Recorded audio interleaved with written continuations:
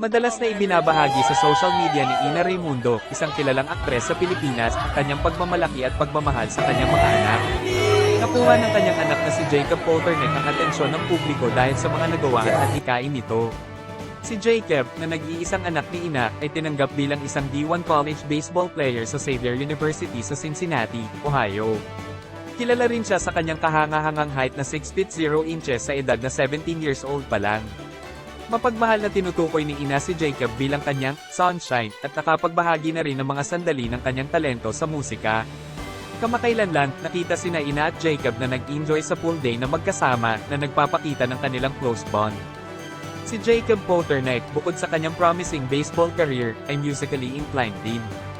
Naipakita niya ang kanyang mga kasanayan sa pagtugtog ng piano na nagpapahiwatig ng kanyang iba't ibang talento na lampas sa sports. Ang kanyang dedikasyon sa baseball ay makikita dahil siya ay mahigpit na nagsasanay mula noong bata pa, kasama ang kanyang ama na nagtatayo ng isang nakakulong na bullpen para sa kanya upang magsanay sa lahat ng kondisyon ng panahon. Malinaw ang pagtuon ni Jacob sa kanyang athletic at academic future, na may mga adhikain na isulong ang kanyang pagsasanay sa Xavier University at pangarap na madraft ng kanyang paboritong kupunan, ang Toronto Blue Jays. Nakaka-inspire makita ang gayong batanon na tao na may matibay na katapatan sa kanyang mga hilig at mithiin.